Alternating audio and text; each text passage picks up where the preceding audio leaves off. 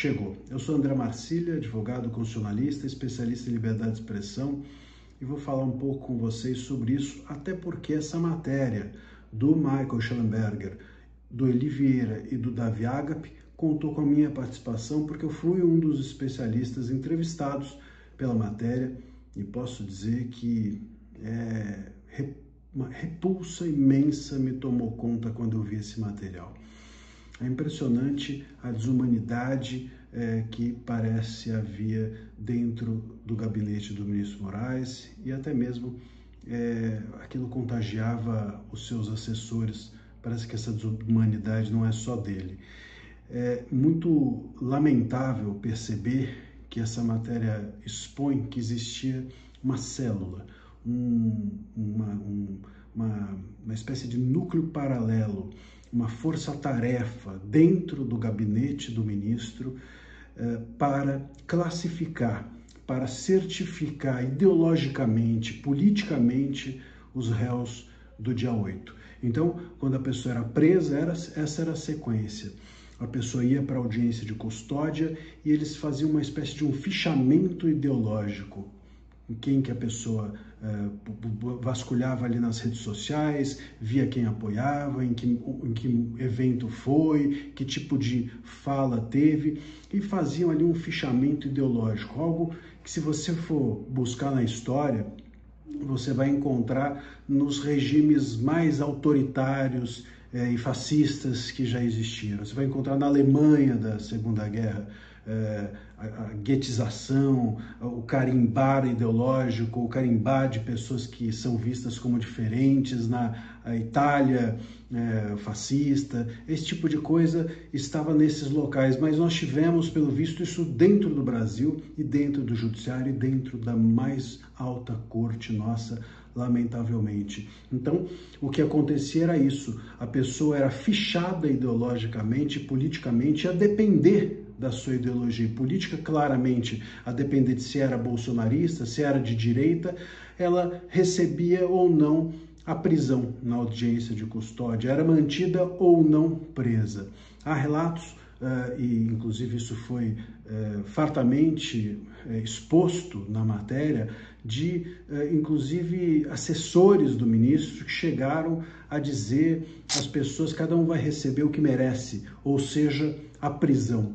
Quer dizer, cada um vai receber o que merece, ou seja, a prisão. Você acha que tem isenção, que tem imparcialidade em alguém assim? Você acha que uma pessoa dessa é capaz de julgar e de assessorar um juiz que julga? E tudo acelerado. Dizem também, faça acelerado porque o tempo do ministro é um tempo que não espera. O ministro tem pressa. É dessa forma que se julgam as pessoas. E, de novo, julgam-se com base em quê? Na ideologia, na política, na visão política que as pessoas tinham, pois era isso que era certificado, era essa busca que se fazia com esse tipo de certificação, de classificação das pessoas.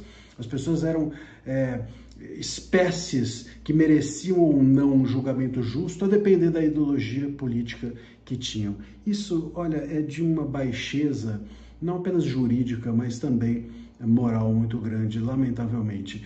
E fica claro que esse núcleo, portanto, funcionava de forma irregular, de forma ilegal, de forma inconstitucional, de forma autoritária, de forma censória, enfim, tudo de errado que possa se dizer. Por quê?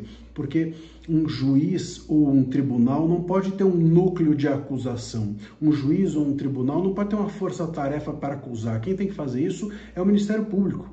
E se um juiz ou um tribunal acusam, eles corrompem a sua função de juiz isento e distante e passam a exercer a função do Ministério Público, ou seja, corrompem a sua função e corrompem a função do outro também.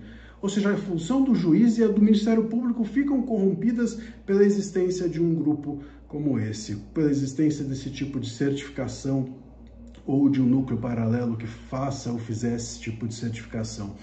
E isso corrompe, obviamente, por consequência, o Estado inteiro. Isso corrompe, portanto, a tal da democracia que eles disseram tanto e tanto e tanto que estavam salvando. Salvando, Agora a gente vê. E eu fico estarrecido como, de alguma maneira, uma parte da mídia, como, de alguma maneira, uma parte bem significativa da advocacia faz vistas grossas a isso. Continuam repercutindo o discurso de que a democracia foi salva por esse tipo de atitude ou por esse tipo de pessoa, de autoridade pública.